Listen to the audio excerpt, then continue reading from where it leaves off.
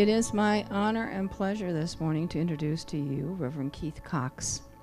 He's an ordained minister with the Centers for Spiritual Living, where he is a current position of the Youth Events Manager. Wow, that's a big job. In this role, he oversees all youth-related events across North America. He has been working with the youth since 2000, and his passion is facilitating individuals finding personal self-empowerment through a spiritual awakening. That's a mouthful, wow. He has been a teacher, speaker, and facilitator for teens, young adults, and adults around the world. His unique approach to spirituality has taken him to stages at the United Nations, the Parliament of World Religions in, Melbourne, Australia, and numerous locations throughout the U.S. Additionally, his ministry includes the Malawi School Project, which is a school building project in Malawi on the continent of Africa. Since 2006, 20 schools have been built. Oh, that's wonderful. In Kasuku, yay, district of Malawi, providing a safe space for education for approximately 13,000 children and adults. His personal, you give him a hand for that one, wow. His personal pleasures are traveling, hanging out with dear friends and extended family, cooking wonderful food, and loving with his four-legged spiritual offspring, Sadie. My dog is Sadie too. We should get them together. Wow. Anyway, my extreme pleasure to introduce to you Reverend Keith Cox. Thank you, my love. Thank you. Beautiful meditation. Thank you, Miss Sadie. Wouldn't take her to Kasungu District. Good morning, everyone. We're going to do this. Good morning, Simi Valley. So happy to be here with you. So I want to begin my talk this morning by showing you a short video. Maestro? Get some volume, please.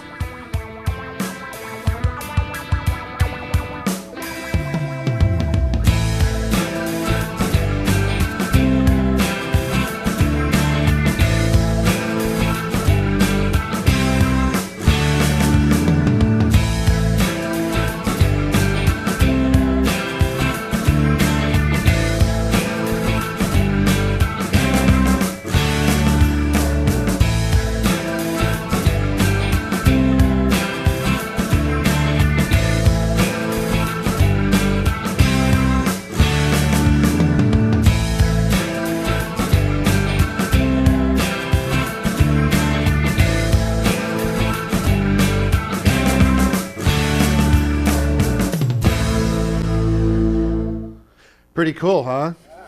Yeah, I didn't shoot it. I found it on YouTube. So, living in the unknown. It's so interesting how life works.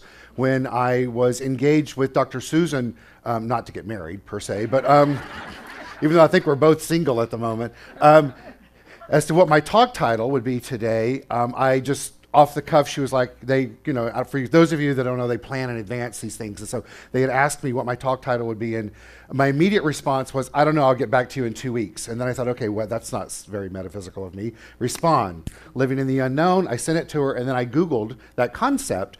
And immediately that video popped up through YouTube. And I thought, well, that certainly tells us what I need to speak to today. Living in the unknown. Well, if you look at the slide now, what the hell does that mean? Right? Now, that's a quote by Johnny Appleseed. Actually not. I put that in there for Patrick, Reverend Patrick Harbula, who was last time busted me on having the wrong date in there. So I was to see if you all were paying attention. So, right? So, hello, Simi Valley and everybody online. So what the hell does that mean, living in the unknown? The language that was presented in that video is this. I'm going to read it to you, and I want us to listen to what I have to say, and then let's interpret it from a metaphysical perspective. When you live in the unknown, jumping is not the issue. When you live in the unknown, there is no limit. When you live in the unknown, even if you fall, the unknown can lead you to the essence of who God is and the purpose that He has for your life. Shouldn't we all be living in the unknown? When the unknown gives up control to the only one who knows. Now I'm going to break that down for us using some metaphysical terminology. So when you live in the unknown, jumping is not the issue, meaning stepping into that place where it is unknown for us. In other words, beyond that which is the known. And when you live in the unknown, there is no limit. For those of you that are new to this teaching, we know that no limit means that it's limitless. And we understand that God, as we know it, is infinite. Therefore, there are no boundaries. So it goes on to say, when you live in the unknown, even if you fail, meaning that you don't hit that mark that you're desiring to experience or express, when you're choosing to embrace and engage the divine that exists within you, it goes on to say the unknown can lead you to the essence of who/what God is. Well, what is God? It is that infinite power that exists for and as each and every one of us. And it goes on to say, and then when one does that, the purpose that God, Source, Doug, Cheryl, whatever you want to call it, has for our life. Well, what is our purpose? Well, certainly, as we heard from my bio, my purpose is to work with the Malawi School Project in the human form, but I believe all of us have a purpose that is beyond the human form. It's how do we live our life more and more and more so that we are in alignment with the divine nature that always exists, so that we can express more and more of that which we inherently are, which is God, Source, Doug, Cheryl, fill in the blank, right? But then it goes on to say, well, shouldn't we all be living in this place of the unknown? What it's asking us is, shouldn't we all be living in that place consciously where we're willing to embrace going into that place where we don't know what it's about, where we're willing to create a new definition, a new experience, a new expression, a new understanding of God itself. Well, to do that, what we must do is give up control of what we think God is already and our expressions of that. In other words, what we must do is be willing at all times to open ourselves up to a new understanding of the divine, to a new experience of life itself, to a new opportunity to give more. You're looking at my shoes, aren't you? To give more and more and more, right? I saw her look and say to her husband, look at his shoes, right? That's God, baby. Look at them. They're hot. So the question, that was unknown for you that I would catch that, wasn't it? So why is it important for us to live in the unknown, if you will? Why is it important for us to constantly be addressing and readdressing who and what we believe God to be, and more importantly, who and what we believe ourselves to be as expressions of that divine, and what power lies deep within us? Well, the reason that it's important for us to do that is so that we can indeed test our beliefs, so that we can constantly be asking ourselves, what is it that I believe? What is it do I think is true for me? And am I willing to play with that concept? I truly believe that what we must do every single day in our life is do what Marianne Williamson calls practicing working with our spiritual musculature. I don't know about you guys, I don't like to work out. I just don't like to work out. And I've done a lot of it in my life, but I don't like to do it. But what she's saying is we have to exercise our spiritual musculature like we do our physical musculature. And I think we all know, whether or not we're lifting weights or doing Zumba or Pilates or Jane Fonda, for those of you that remember the 80s, or Richard Simmons, shaking to the oldies, right? Right? Still doing little Richard Simmons. What she's telling us there in relation to that, as we know inherently, is that we have to keep our bodies moving, right, so that they stay in alignment with their nature. What we also must do is continue to do the same with our mind. And do so with our mind, not just in the everyday expression of living life, trying to remember where our car keys are and what our appointments are, but we must do it every day so that we constantly are checking our mind to ask ourselves, what do I believe God is? What do I believe myself as an expression of spirit is? What do I believe is possible for me in my life so that I may live a more fulfilled life every day? Am I willing to do the work, to look before me and say, God is all there is? That's a big statement, right? But we hear it all the time in this teaching. But do we really consciously stop and ask ourselves, do I believe that? Well, I think oftentimes we get caught up in living only in the known. Now, I think a metaphor for the known and the unknown is in this picture right here, which is the tree. We see the tree, right? We see that there's that which has grown from the ground. It creates this great trunk and these leaves. Even in the drought, it brings out beautiful flowers. We look at that, but that's the known because it's above the ground. It is no longer concealed so that we cannot see it. But the reality is that it only exists because of what has taken place in the unknown or the unseen.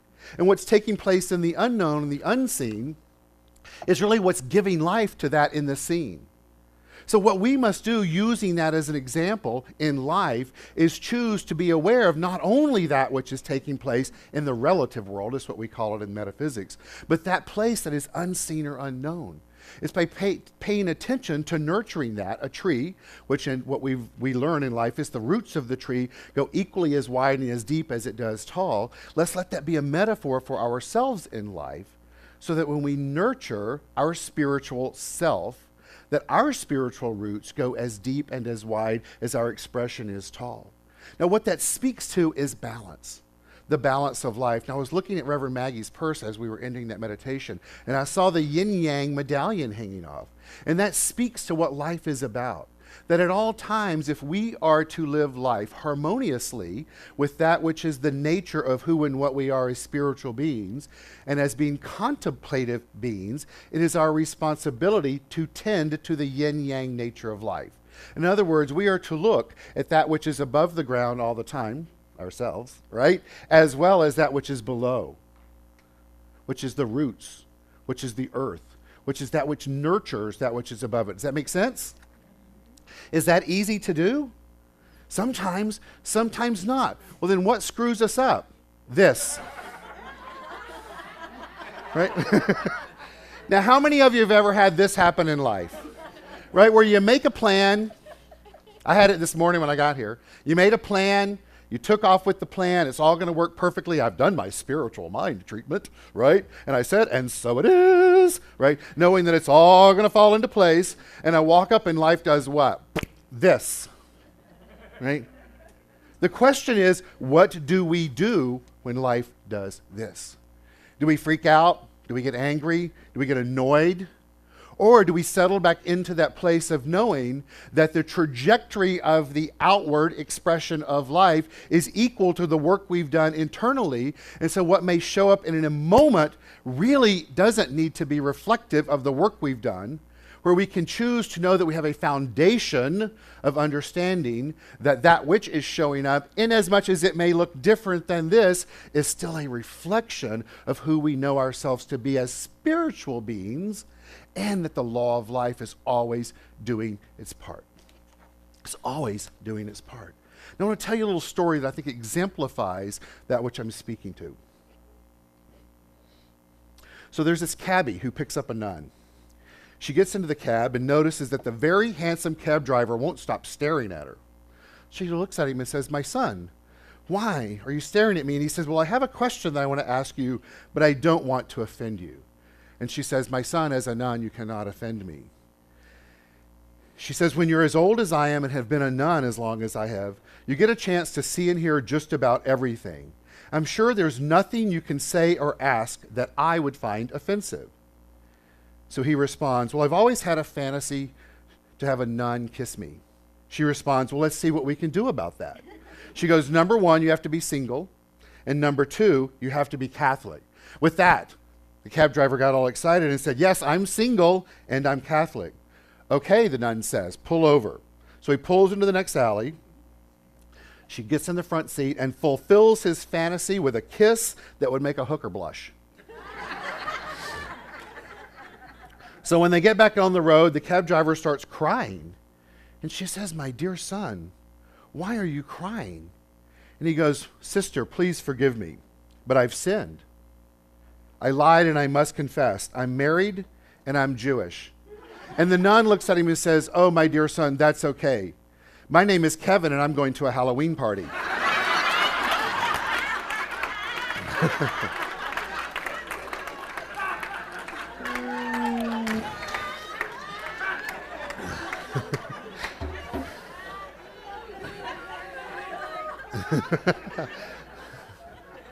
That was for you, Andy Howe and Peter DiVincenzo, right?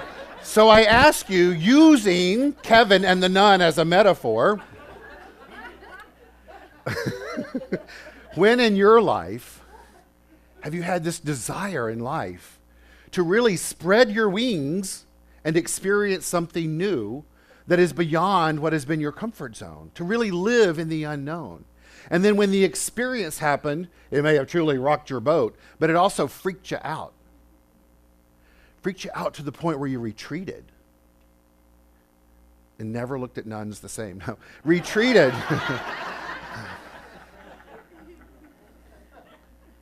When you retreated back into the land of comfort, to the land of the known, the land of the continual expression of life as you've known it before. For you and I to live life in the unknown in a healthy fashion requires us to have an active, confident, inquisitive, and engaged relationship with Source or God or it. We each have life situations whereby we have the opportunity to expand our life experience where somewhere we hold a bit of fear around that particular change or experience. Well, why is that? My teacher, Dr. Walker, used to say, if we have something that we want to experience or express in life and we have fear about it, it's just simply God saying to us, you need to know more. Find out what that more is and lean into it.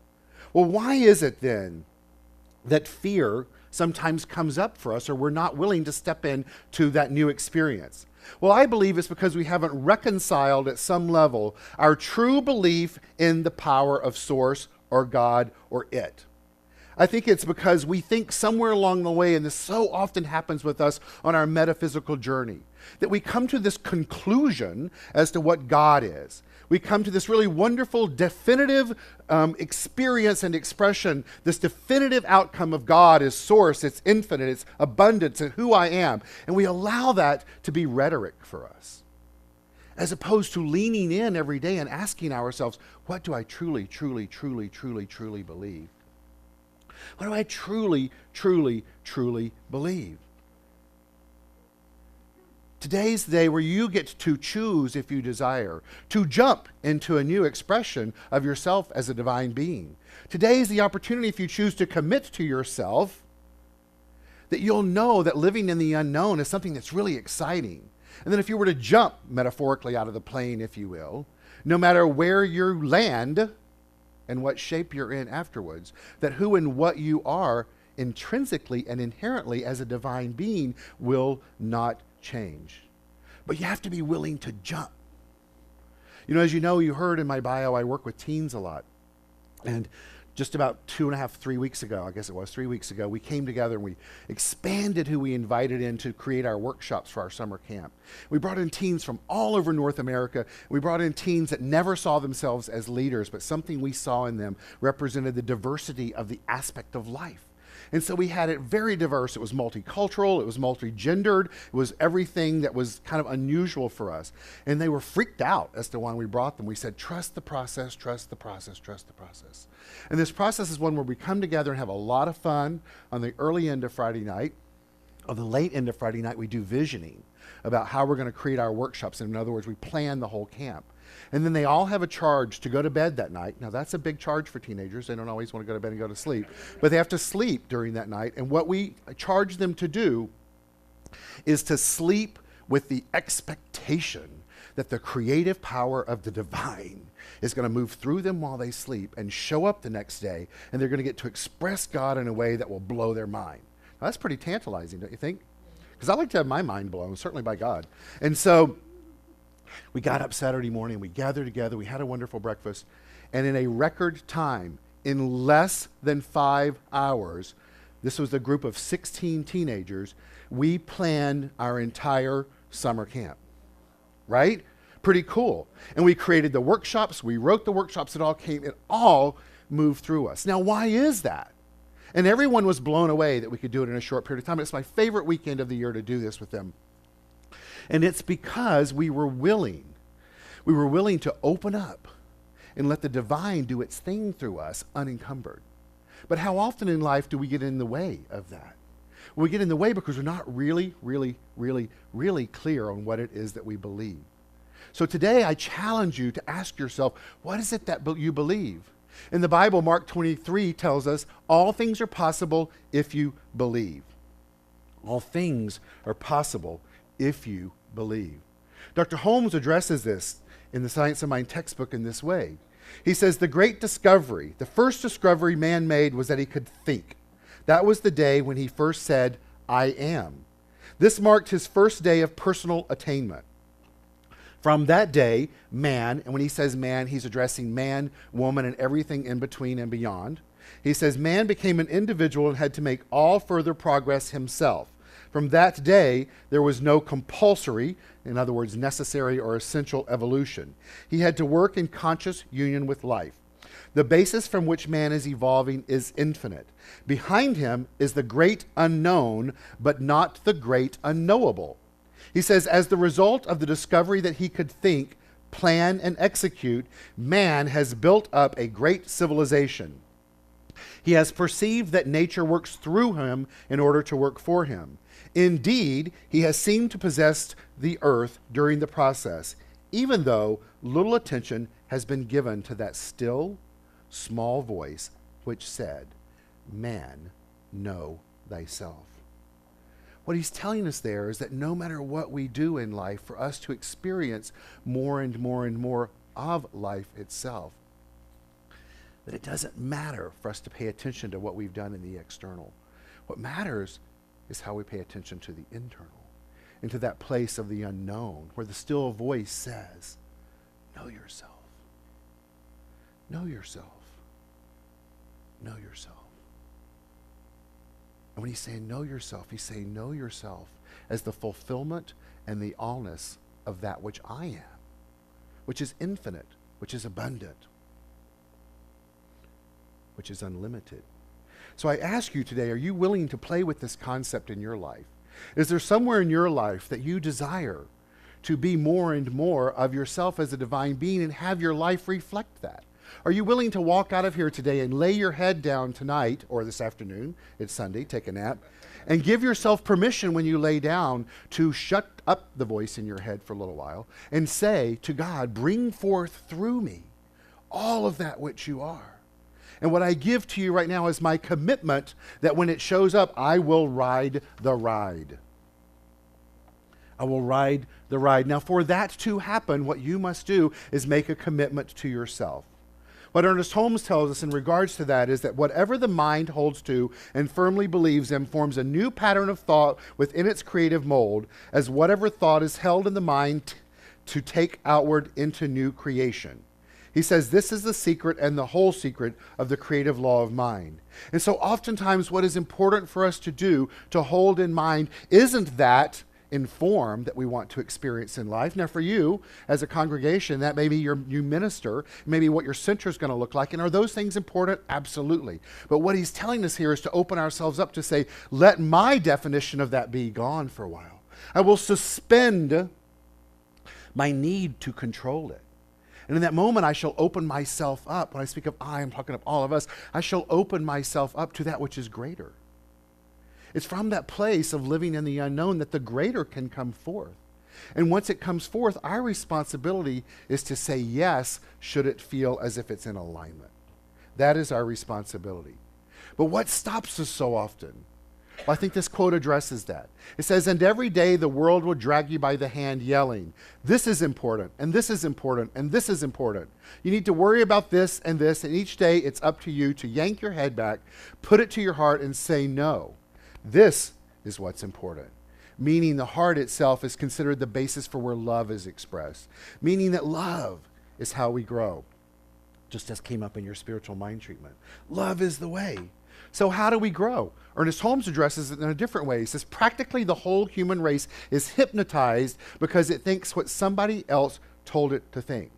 Now, a buddy of mine posted something this morning on Facebook that addresses it in a different way. And it says this, be careful in life when you blindly follow the masses. Sometimes the M is silent.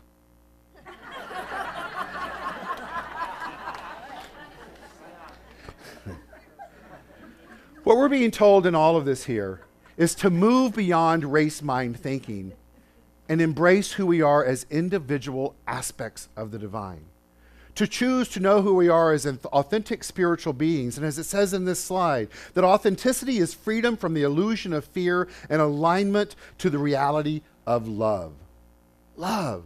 Ernest Holmes tells us that love is the self-givingness of the spirit through desire of life to express itself in terms of creation. I had an experience Friday night that I'm sure many of you had that rocked my world relative to someone choosing to live their life authentically. And it was the interview with Bruce Jenner.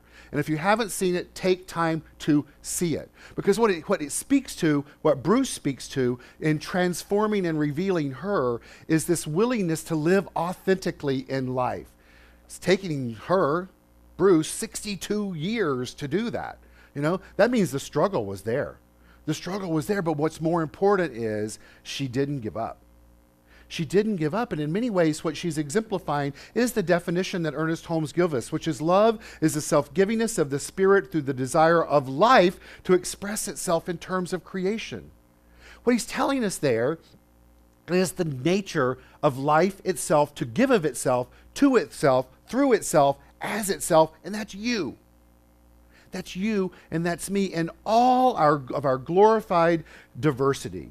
Ralph Waldo Emerson addresses it in this way. He says, to be yourself in a world that is constantly trying to make you something else is the greatest accomplishment.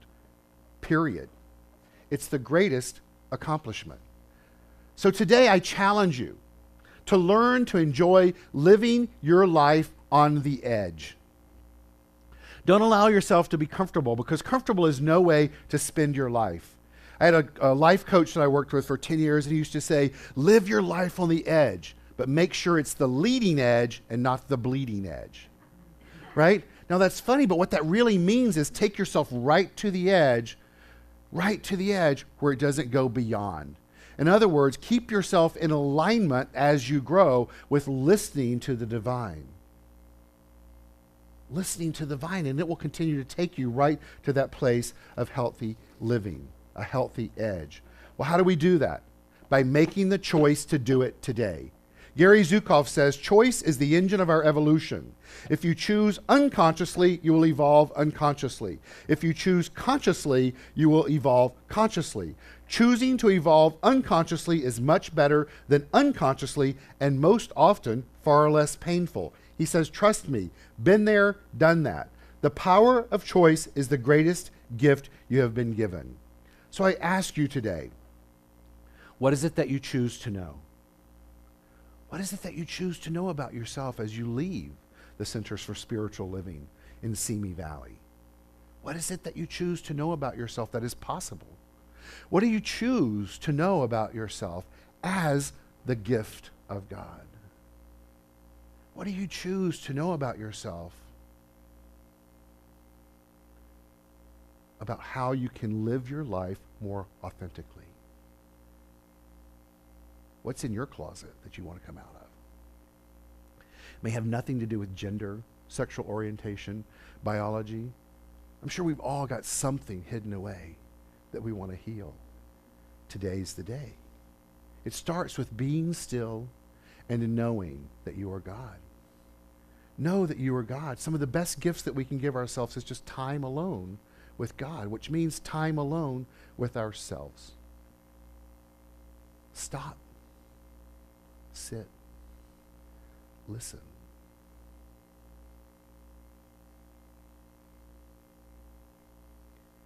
We do this workshop at Teen Camp that's called Take It a Little Deeper. And we'll do that. We'll say, stop. Sit. Listen.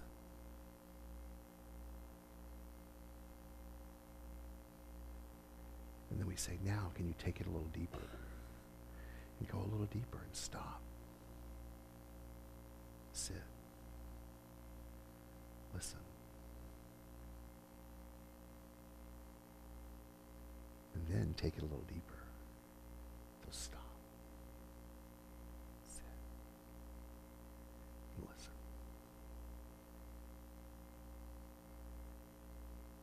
And then as you take it a little bit deeper, it's there that you find where we call the unknown.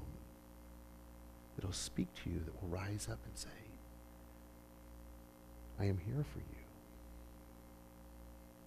I am here for you. What is it that you need to do? What is it that you need to say? Who is it that you need to forgive? So that you know that you're more and more and more of that which I am.